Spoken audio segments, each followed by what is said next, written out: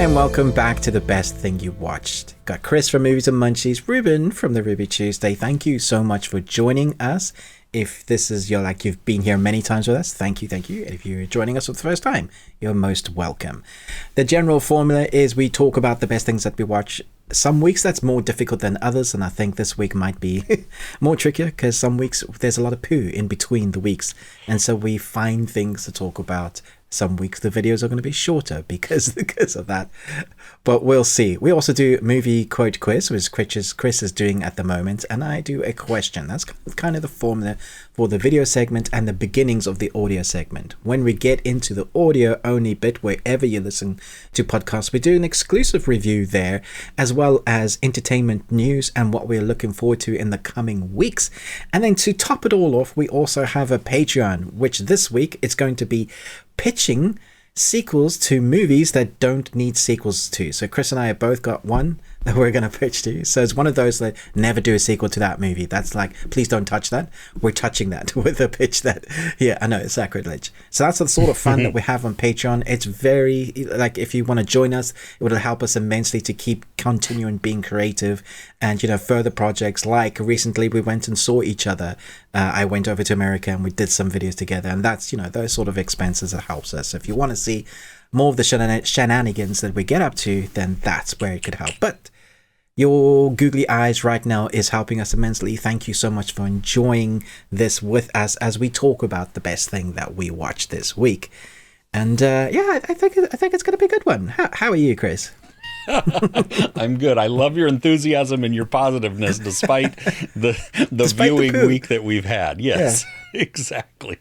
Oh man. Yeah, no, it has been a week, but that's okay. We're going to push through. I think we've both found a few things that have bubbled to the top, or we've made them bubble to the top. That's the thing, isn't it? It's the best thing of the week that we've seen. So they may not necessarily be great either. Like other weeks when there was other stuff coming out, we may have not even talked about these. But because this is what we have, this is what I have to give. Exactly. Oh, well, before we get into that, let's talk about the movie quote quiz. Yeah. So last week, nobody got all three. Correct. Which I was a little surprised by. Because you thought it was an easy one. I thought these were mainstream-ish movies. But Nostromo got 2 out of the 3. So Congratulations there. Maybe they were just a little too obscure. Maybe it's just like you know the quote, but you can't place the movie. Yeah, that's understandable. I get that because I there's plenty of those. Where you hear it and you're like, crap. So anyway, the answers for last week were "Don't Tell Mom the Babysitter's Dead," "Hot Fuzz," yes, and then "Role Models." Oh, Role Models. That's an old one. Okay. Yeah. I think I definitely got the middle one, and I was guessing on the first one, which is also an old one, to be honest. Yeah. Yeah, that's an old one too. Yeah. So, okay. Are we ready for this week? Yes. But I do have a question first. Oh, yes, please. Yes. And this is, it actually comes from Kirsten, because I was like, I don't have a question. I don't know what to ask. I'm running out of good questions to ask. She said, how about this? And so my wife is basically saying, because we play the lottery, if you ever won the lottery and it was a large amount, let's say in UK, it's like 100 million pounds. That would convert to what, 140, 150 million dollars? Mm-hmm. Okay, so the laws I know in the US are different because you get so much tax on you, but you basically get to keep that. Oh, wow. Yeah. So would you tell anybody that you won? No. I mean, there's the that meme where it's like, I wouldn't tell anybody, but there would be signs. I've now bought this island. Yes. It was funny. I was actually talking with my boss about this last week, and it would be like, you know what? There's no notice. I'm calling in rich that day. I'm like, you know what? It has been fun. I love my job, but I'm not coming back ever. Okay, to double down on that, just because we do what we do, would you still do what you do right now, as in YouTube? Totally. Totally. See, that's, and I would. that says that you love it. And then you could build yourself a studio. I think we'd probably do the same thing. Yeah. And because then it would allow the freedom and the time without any outside pressure of I could also focus on the aspects of the channel that I want to do that I just don't have time to do right now. I think that would be that'd be awesome. The fun thing. Would you tell anybody? No. I think the people that are closest to us, we would gift. I would love to do things like buy my parents' mortgage. You pay for that, buy for the house. Yeah.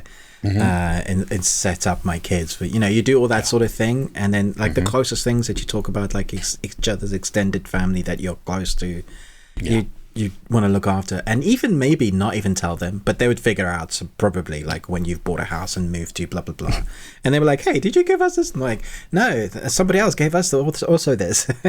I'd love to do it anonymously if possible, because money does make people weird, and especially with family, right?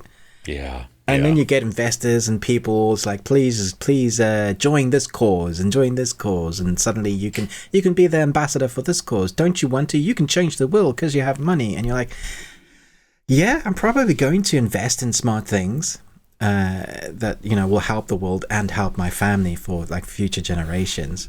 But yeah, I think the smart decision is probably not telling anybody, because you see people that tell people, and you see their lives. Like somehow they lose all the 100 million. You're like, are you serious?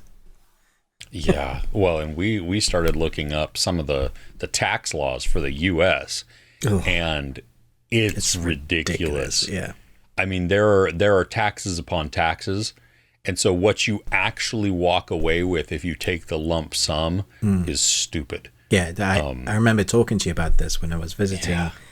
And I was just like, what's the point of winning? It's like they take more than half. It's like 3/4. It's ridiculous. Yeah. I mean, you figure I'm much better off than I was beforehand. Sure. But you feel like stolen from, right? Yeah. The whole, I mean, they really should advertise, which would be completely counter to getting people to buy tickets. Nobody would buy then, would they? No. Well, the grand prize is $100 million. What you actually get if you take the lump sum is 15. Yeah. Wait, what? Where's that? How does that work? Because basically we win every time you win. We get the money back. Exactly. Yeah. It's a great scheme when you think about it. It's a very good scheme. Yeah. Yes. Okay. Goodness. Let us know in the comments, what would you do? Maybe let us know, would you give to your family, or are you the type of person that would give anonymously? Or would you be like, I'm building myself a fort underneath the ground, and then I'm going to say, hey, I want this money, and then disappear? Yes. Yeah, exactly. Yeah. Oh, all right. Are you ready for this week's movie quiz? Yeah. Okay. Give it to us, Chris. All right. Number 1. Impossible, madam. Snakes, as you know, live in mortal fear of tile. What the hell is that? I know that. One of my favorite movies of all time. Okay. Not new, though. Not new, no. Not recent. Yeah, no. My mind flashed to an era, which I think it is. So. Okay. Yeah. Okay. Next one. You will wear a Nope, let me start over. I was trying to do the voice because the voice is in my head, and I can't do the voice, and so I just need to not do the voice. Okay. You will wear a jacket and tie. If you don't have one, buy one. Can't afford one? Borrow one from your old man. Don't have an old man? Find a drunk and trade for his. Because I guarantee you, there ain't a bum on the street that looks as raggedy and ridiculous as what I'm looking at. Great quote. Also not new, right? No. Gosh, it's probably much older than I want to admit that it is. Yeah. Okay. The last one. Strange things are afoot at the Circle K. I might know that one. Definitely don't know the first two, but I can guess as to like what type of movie and what era they're in. Okay. Let us know in the comments. See if you can get Chris's 3 quote quiz, and let me know if you've had enough of how difficult they are, and we can fire him. I know a guy. Yes, yes, I know a guy too. Yes. Hey, I'm gonna leave you with a bonus question that I saw this week. Nice. We don't have to answer it. This is something that you could noodle, or maybe just will disturb your dreams or something like that. All right. Mm-hmm. Which would you rather find in your attic? 1,000 roaches or a person?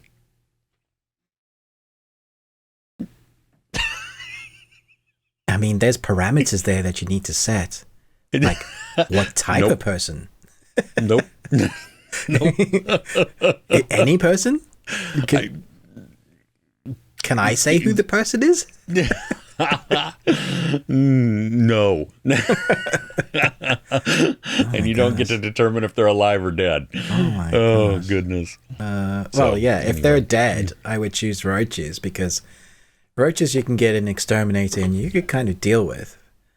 But a dead person you could go to jail for. They'll never believe. Like, I don't know who put the dead body in my loft. In my attic. You might even have roaches because of the dead person. Right. Yeah. But also roaches. So you can't kill them. Yeah. No. They don't die. No. Like bacterial roaches, the thing that survives after nuclear. It's that saying. After nuclear, with Twinkies. Yeah, exactly, with Twinkies. They're probably eating the Twinkies, yeah. Yes. Oh, man. All right. Okay. Enough ridiculousness. What do you say? Yes. Hop into the best thing for this week that we watched? Let's try. Okay. Cool. What's on your list? Okay, I got sent a film that you spoke about a few months ago, but I think that it was late here in the UK. And so this was the first time watch for me. So I watched it with Kay, because it actually arrived today. It was nice so that I could be in time to watch this, because otherwise I really didn't have much else to talk about. But Bones and All is now on physical media, and it's a Blu-ray. So it comes with the DVD and the Blu-ray. The special features are lacking. I thought it has like a look inside the vision of Bones and All. Meet Lee, meet Karen, but they're like a minute each, and then they repeat some of the stuff that's in each of them. So I felt a little bit cheated with the special features, if I'm honest.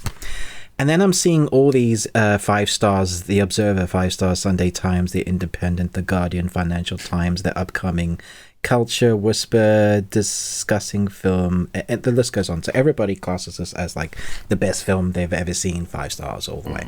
I have a major issue with the film making in this, like the actual camera work.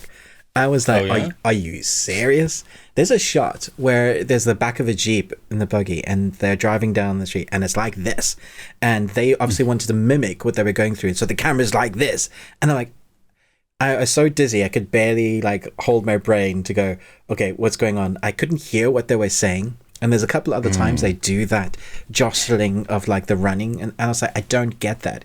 He also breaks the 180 rule. There's this shot where the girl, our female protagonist, she's meeting someone of importance for the first time, because I'm guessing some people haven't seen the film Bones and All. We'll get into that in a bit, in all the positives, getting the negatives out the way.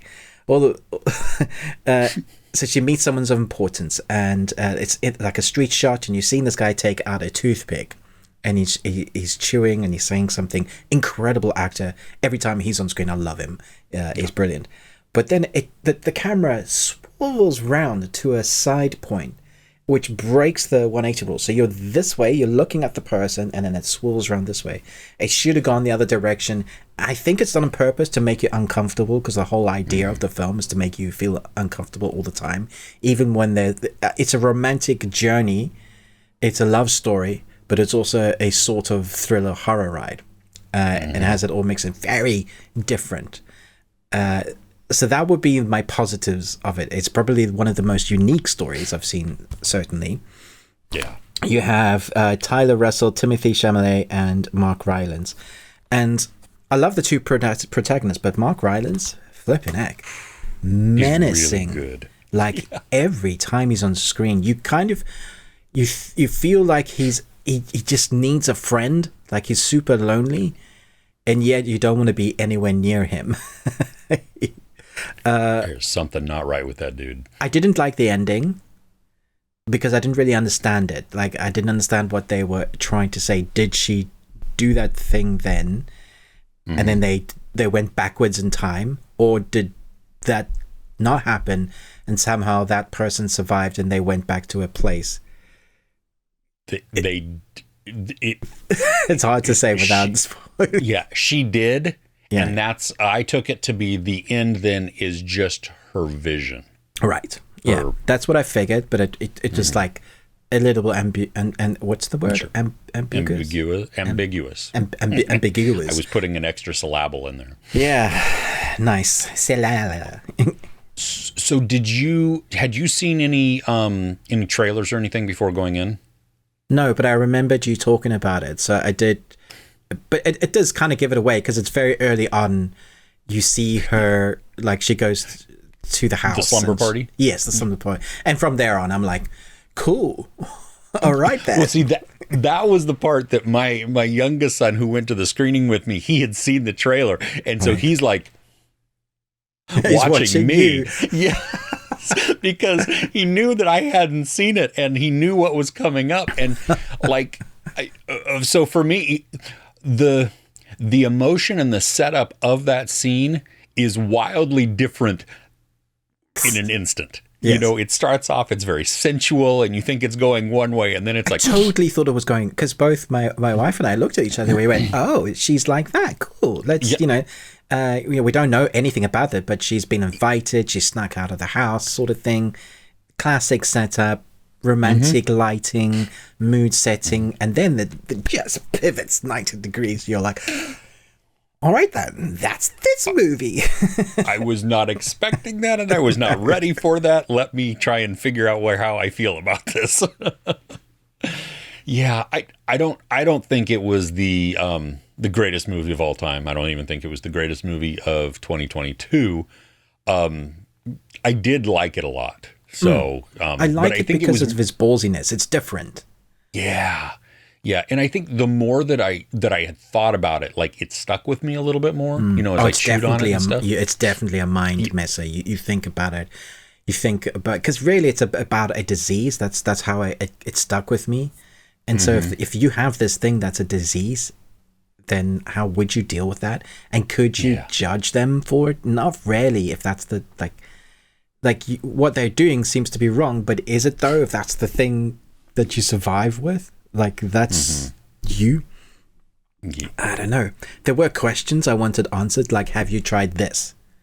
Right? Instead, because you never really established any of that law. If it's this thing you need, why can't you try this thing? Yeah. Yeah. Exactly. But very interesting.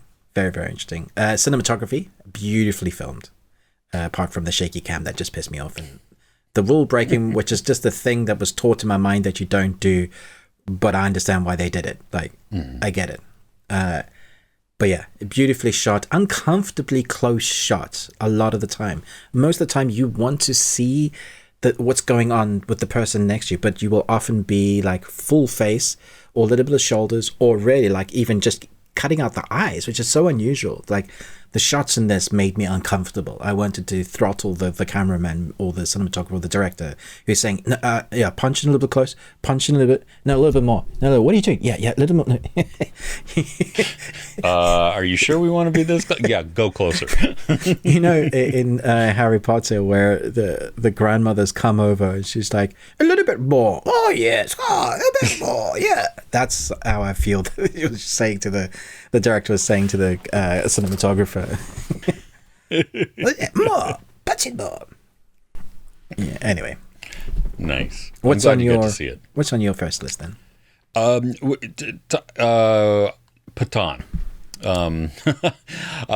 We talked about it a lot last week, so we're not going to spend a ton of time on it. But I got to see it this week. Dude, what a fun time! We saw it in the in D-Box, which at Cinemark in the U.S. it means the seats move. That's different, isn't it? Yeah. Oh, there was a point where I was getting a little queasy because you wouldn't notice it, I don't think, in a standard seat that doesn't move.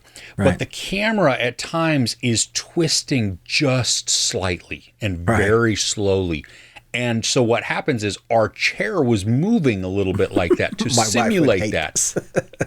dude. And it's not enough where you're like, oh yeah, I'm tilting. It's like, am I tilting? I don't know if I am. Oh, my stomach is kind of. Yeah. Oh, that's exactly. I've just had this large slushy. Yeah, exactly. The water in me is like. Yeah. This was. I mean, it was everything I wanted it to be. You know, it was crazy, over the top action. Yeah.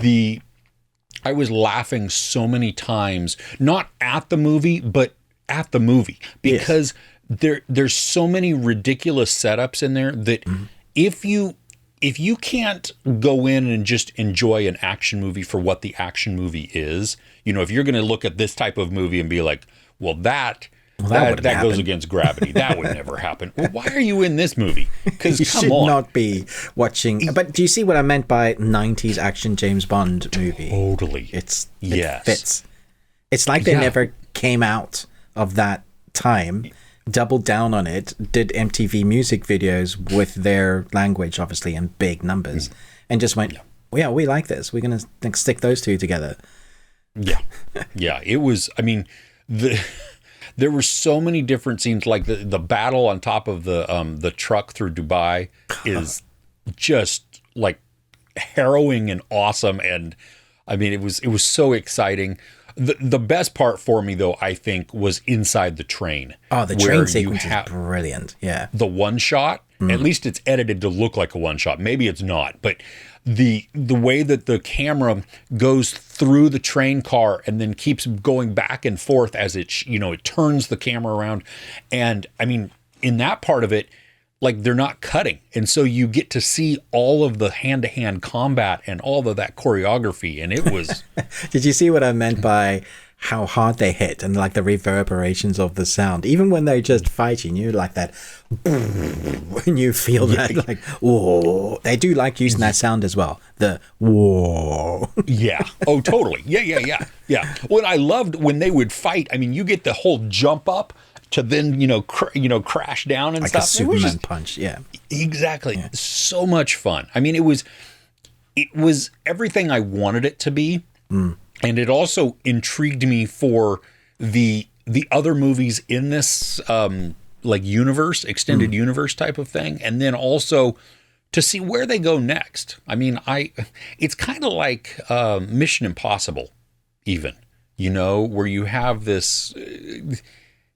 The story itself is fairly generic. I think you have bad guy who wants to do bad thing to the world. You know what I mean? Like, he's not even that fleshed out. I mean, he's a little bit. I don't mind his backstory, but he is bad guy because I'm wearing the suit, sort of thing. Yeah. Yeah. But he was charismatic too. Like, like I enjoyed seeing him on screen. Yeah. As you know what I mean? Like, you root for him too, even though he's the bad guy. The first time we meet up with him, I thought was great, and I was like, "We're doing this now." But these are two main guys, right? Which I thought was great. I like the setup of that. It was very clever. Yeah. And obviously, I mentioned the blade sliding on the blade of the helicopter. Oh my gosh! Yes, every bit of choreography that you could, like, they're like, "Can we do this? Yeah, let's try that." Okay, do it. Yeah. Yeah, again, I'm like, cool. I'm there.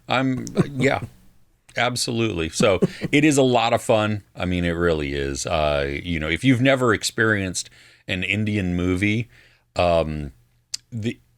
this one, the music video that's in the middle where we're introduced to another character, that one, it felt a little more out of place. That would have been a good intermission.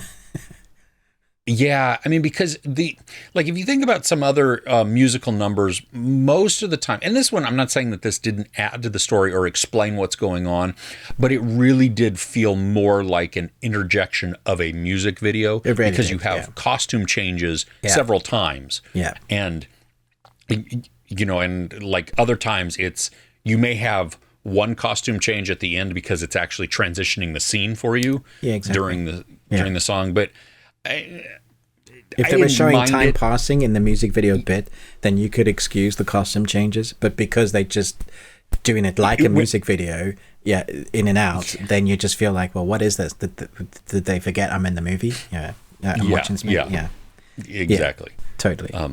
I was a little surprised by some of the sensuality of it. I don't know why I should be. I mean, it's like a 90s action movie. It didn't show TNA like an American movie would of that time. So, yeah. But anyway, no, it was a fun time. It was good. I do not regret spending the extra money to see it in D-Box for that experience, because that's kind of one of the this is the type of movie that you want to see.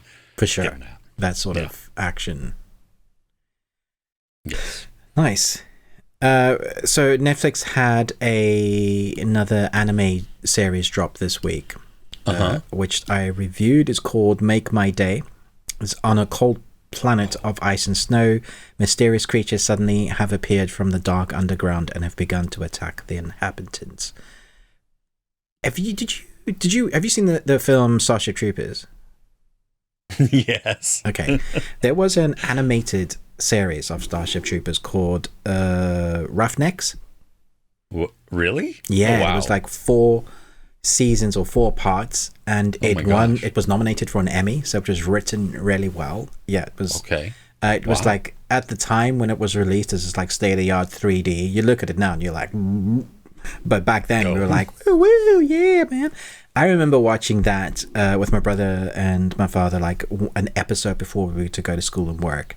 It was a thing that we did, and we were so emotional by the time we left to go to work, because it was often very emotional storytelling. So heavy on the action, but really building characters.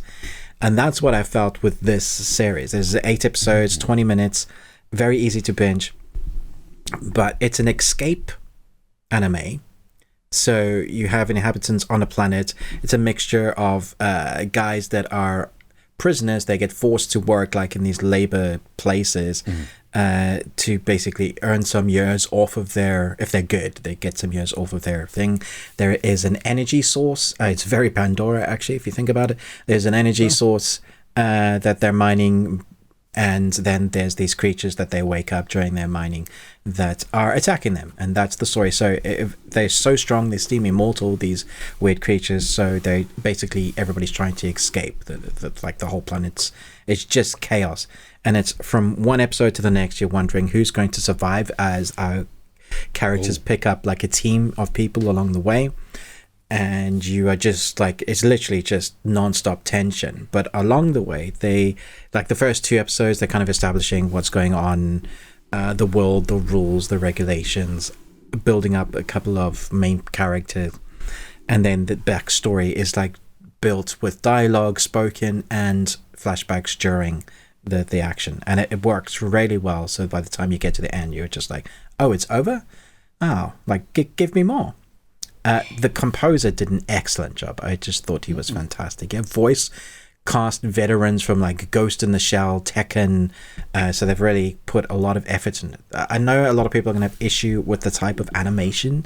So Netflix did an anime recently called Extinction, which had a 3D CG look to it, and it's weird to look at. This time around, it was weird to look, but it didn't take me like very long to get over that, and just to be drawn into the story and the characters. So once that was done, I was like, yep, cool, I'm there. I think you could do more. There's definitely scope to do much more, but I think it's a very contained story as well, so that if it doesn't ever get picked up, you could have like just a nice story that's wrapped up.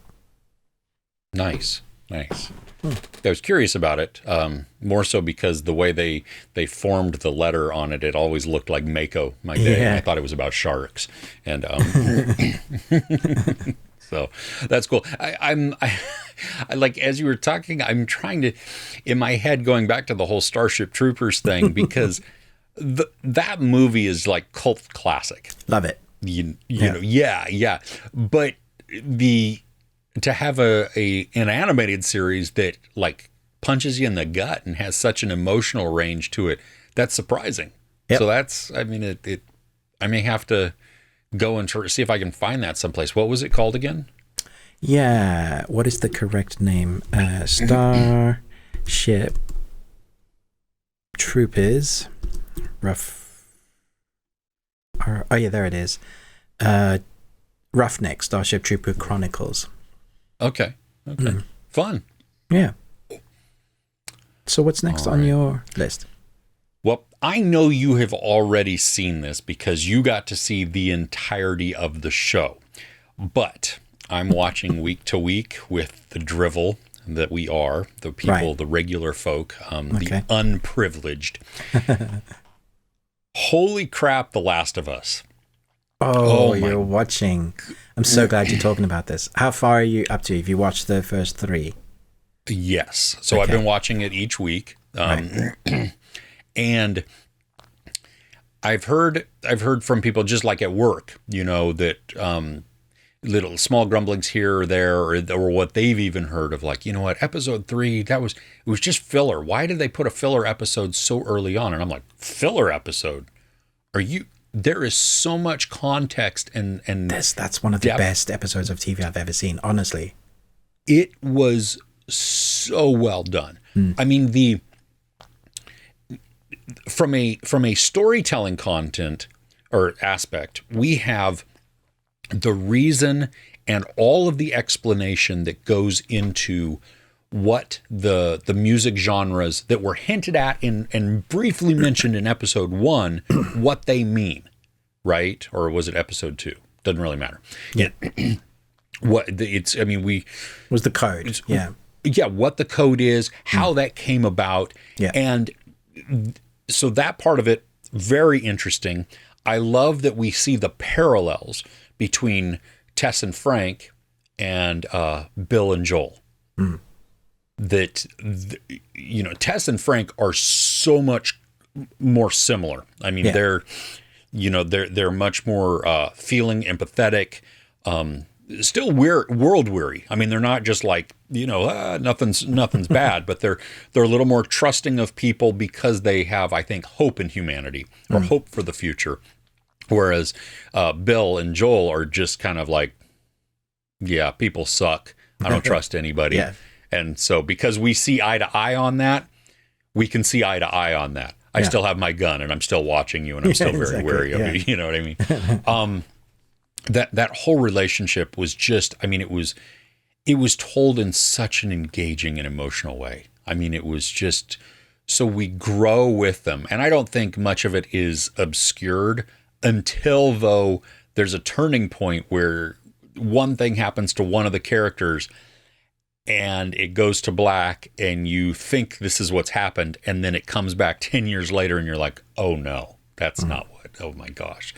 But the thing I think that got me even more is the letter that is left by Bill.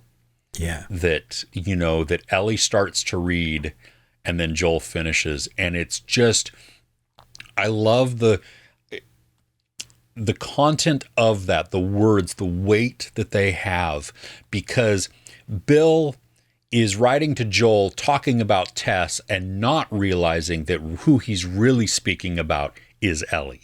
Yeah. And, that progression, you're like, oh, so good. I mean,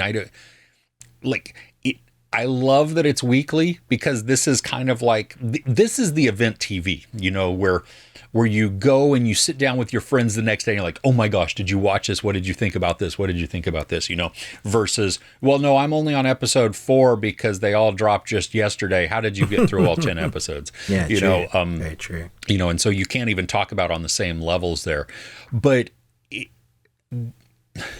also pisses me off because I want more now. I'm so impatient, but it's so good. I mean, it really is. We had to, because I had Sundance all last week, we had to watch it on Monday after my, all my Sundance movies were done. And wow. Yeah, I'm in love with the show. I really am. So far it's outstanding. And, I have no idea where it's going. I don't know the trajectory of it because I've not played the games and I've purposely not looked ahead. I don't read the synopses. I stay away from all of the episode trailers because I want every single one of them to be this brand new surprise. And so far it has been each and every time, and I'm loving it. Yeah. So in the game, there's that the scene in the truck with the porn magazine, that we get that.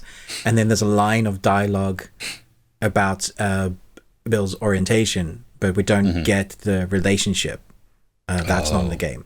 So this was all fantastically new, but it added so much weight to the story, and the way they built it in, I'm loving that. Like, because they've also done things that make the series really clever, I guess, for filmmaking circumstances. So like, they don't have to wear gas masks and stuff for sports, because instead they've done like the vines are connected to each other, and that's how you wake up the zombies. So they obviously they've done certain things and veered away a little bit.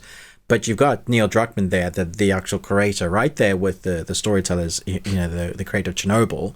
And so they've worked this really tight mesh, and they've always just said, yeah, the world around that they're living in is fine, but we're character-based. So we're doing characters first and foremost. So the ballsiness to do this sort of pacey, gritty, hard-hitting, also character-driven first 2 episodes, and then just stop. Let's look at these 2 characters and then have Joel and Ellie in that world. I think is genius, because now we have so much more weight to even the Joel character. And because that's why I don't understand the people moaning about, but this just feels like a filler. It's not. It gives so much weight to what Joel has gone on before. The journey has gone, the people he's met along the way, how people live along the way. So you have these characters like Tess, and even Tess's character is built on, even though she's no longer in the picture, because we're like moved away from that character. Trying to be careful, but the characters that Joel and Ellie, I think this is what I said in my review, they are part of the Joel and Ellie's journey, but you still get to meet these other characters, sometimes not for a long time, but you don't mind the characters you meet because they're so interesting and different. Case in point, this episode with the most beautiful love story, heart-wrenching, like nothing else. And how excellent is it that you feel for characters that you've only seen in 1 episode, right? Yeah, Murray Bartlett and I keep wanting to call him Ron Swanson, Nick Offerman. Nick Offerman, yeah.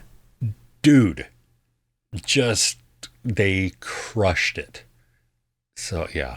We've had so many gay comments as well, like keep your gayness off my TV. This is not what the game was. It's like, you haven't played the game if that's what you think. It's in there. That character is gay. It's mentioned a couple of times. If you were as a fan of that, you would know it. And also, stop, put your homophobic card away, please. Jeez. Yeah. I had a comment that I didn't even respond to, because it was like, I just want to know, are there 2 men kissing? What? I don't even remember. I don't know if they kissed. What does that matter? It's the story. The story was it's a love story. It was so good. I was drawn to them. Their characters were so compelling because of their differences, and yet you watch the friendship grow, you watch the love grow, even though we don't see the entirety of their relationship. You get enough context each time before they make a time jump to really become like, wow, this is great. I root for you guys. I want you to go. And I also love just the creativity that they did for how they keep themselves safe in their house and around their neighborhood, Right. I mean, because you have that question that kind of rises in if you're not like, I think it's more of a gut question of like, Joel and Ellie, why didn't you stay there for a little bit? But you forget Joel's on a mission.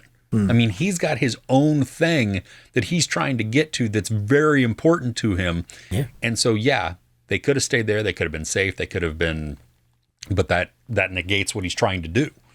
So. And the episodes don't let up, or with the characters that you meet along the way, it's not going to get any easier. It's just, you're in this world now. Enjoy it, but good luck. Yeah, goodness. Okay. I don't want to get attached to anybody. Crap. I know, it's the worst. Okay. So the last thing on my list of the things I have to talk about is actually a very old movie. I really struggled with content. I've been watching a number of I watched stuff like, I even watched Terminator 3 this week. It was fine. It's not as bad as people say it is. It's not the best one I've watched, but I enjoyed it. It's fine. Anyway, I'm beginning to think that Ron Howard is one of my favorite directors, because the more I go back to his films, the more I realize, damn, I really do rate your films highly. And like he did a film about One on the Ocean. What was that?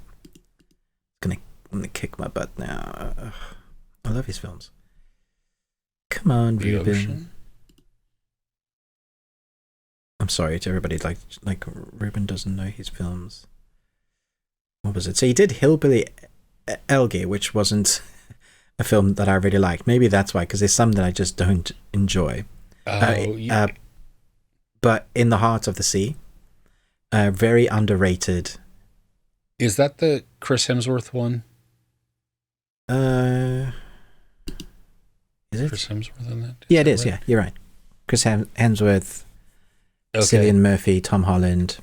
Yeah, it's basically, I saw that in theater. It's basically their version of Moby Dick. It's very slow, but I loved it. I was on the ride.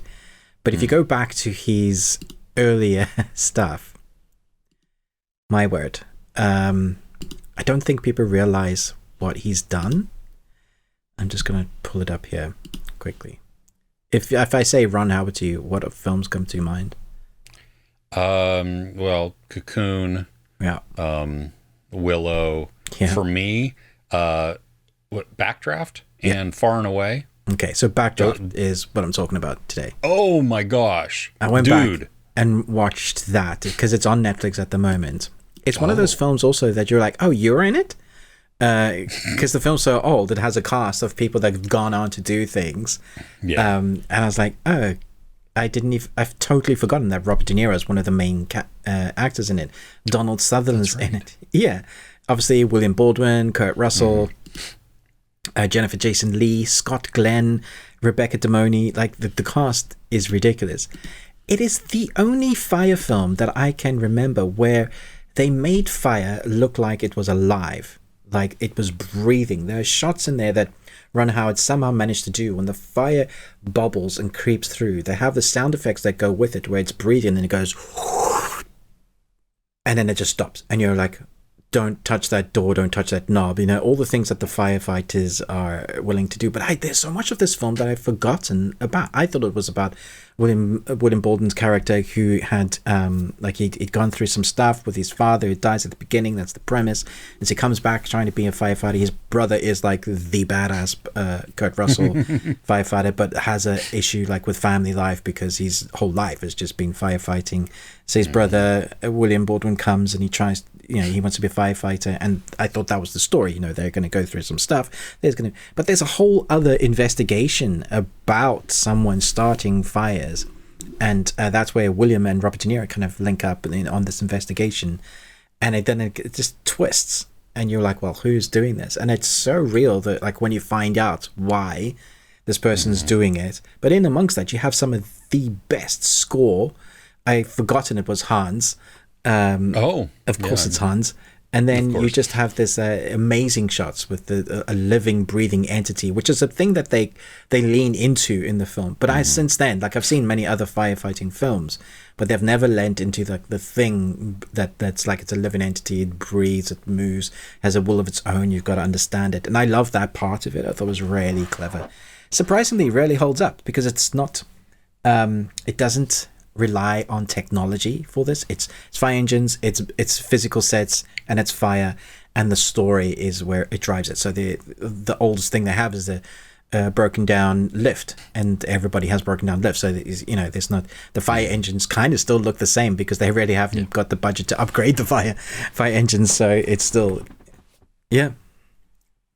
That's cool. I'm glad that it still holds up. I mean, it's been forever and a day since I've seen that, but yeah, no, I remember loving how the fire was a character within the film, and how it was just, I mean, obviously it's an antagonist, but sometimes it's kind of a neutral antagonist because it's not really, it's doing what it does, versus it's not really the villain in the story, even though it brings about death and destruction. And oh gosh, I'm gonna have to rewatch it. That's Yeah, so fun, so tense. My son hasn't seen it before, and he walked into the room and he was like trying to ask my wife a question, and then he was there for like 5 minutes, and he was like, "Well, this is intense," and I was like, "Yeah, right, it's great." Yeah, you should sit down, finish it, because it's really, really good. Yeah. Oh, nice. That's good. Well, my last one is actually, well, it's an older film. It's not nearly as old as Backdraft, though. It's come out within the last, I want to say 10 years. I don't really know now. Tom Hopper, a couple of years ago, made one of the worst movies ever created with cats. That is an unwatchable film. Maybe if you're high, which I think might even make it worse. But before that, he also did another Broadway adaptation, and he did Les Miserables. Oh. And I have been just in the car as I'm driving around or whatever. My Spotify's all over the place, and I was in a mood to listen to soundtracks, and so I put on the original Broadway recording of Les Miserables, which then led me to, well, I want to listen to the movie version soundtrack, so I listened to that. So the 2012 version, is that the one you're talking about? The one with Hugh Jackman? Hugh Jackman, yeah. And which then led me to, well, now I want to watch the movie. And so I've been watching it. It wasn't one that I just sat down to watch. It was as a casual type of thing where I put it on, I watch a little bit as I'm doing something, and I just can enjoy it. I have it, we have a tablet in the kitchen. And so while I was making dinner and preparing stuff, I have it playing. And so not only can I hear it, but then I can just watch as I'm, cutting things or whatever, and just totally enveloped in it. And the thing that really, first off, you can say what you want about Russell Crowe. Yeah. Is his singing the greatest within this? No, it's not. But it works, and I like the emotion that's within. Yeah, I think because his performance, I think that's why the director went with him. Knew that he didn't sing as well as everybody else, perhaps. Still possible, still probably way better than most of us. And it's the emotion, the character that he brings into that role. Yeah, exactly. Well, the thing, from a filmmaking standpoint, what I just love about this is the shallow depth of field that they use at different times. Now, it's not like Zack Snyder in Army of the Dead, that shallow of depth. But it's very up close. It's very personal in a lot of the songs where we have just face, sometimes head and shoulders, sometimes just like you were talking about with Bones and All. You're just seeing from eyebrows to mouth. But the thing also that is so beautiful, and that as much as I've seen the stage play, or I've seen the musical multiple times, more than 5, once with the original Broadway cast, nice. Way back in the day. And the thing that you don't get on the stage play is some of the breathy nuance, some of the whisper, some of that cracking emotion, because they have to emote large, because they're, you know what I mean? There's not a camera on them. They're playing to the very back of the auditorium. Yeah. This, you hear the, the shaking of the breath, the whisper type of things. And so all of the songs hit so much harder, I think. At least for me, they do. And I just get sucked in every time. I love the whole music. That's why the Broadway play is so popular, and that so well known, is because it has such a great score, such a great, just the words and the lyrics in there. And the movie captures us in such a way that it really sticks to the spirit of what we see, if you've ever seen the stage play. And so it's, devastating, sad, love the theme of forgiveness and redemption that follows throughout. It's a massive thing in this. I think that's what it resonates with most people. redemption arc, forgiveness. Forgiveness is so powerful, and for them to showcase, and that was a hard thing to forgive, like, in that story. Still, if you haven't seen it, I'm not going to spoil, but you understand the vengeance because of what he's gone through. You know, it's hard, it's horrible, but so powerful. It's such a powerful story. I saw the theater version in London many years ago with Kirsten, and I was absolutely blown away by it, like full on tears. It was just an incredible. This is the first time I'd seen the story. I didn't know about it, but I was moved, man. And then many years later, I saw the Hugh Jackman, and I ums and ahhed, just like, do I have such a great memory? Like, could anything? It's like reading the best book and then seeing it adapted, you know, sort of thing. Yeah. But I was so impressed, and like you say, with the breathy nuances. Anne Hathaway got an Oscar for 11 minutes of screen time. And I don't think she could have if that had been the stage play, because, like, again, it was very personal, it's very close. You get to see her emotions, and she didn't have to be loud the whole time. She could be movie rather than theater, which I guess is a positive one aspect that you don't think of, really. It's a really good point.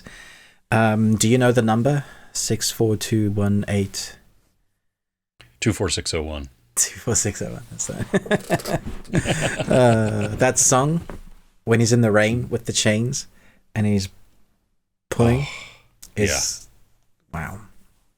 Yeah. Well, in the also where he sings with the priest. Yes, where it's that is probably the point. most emotional scenes ever.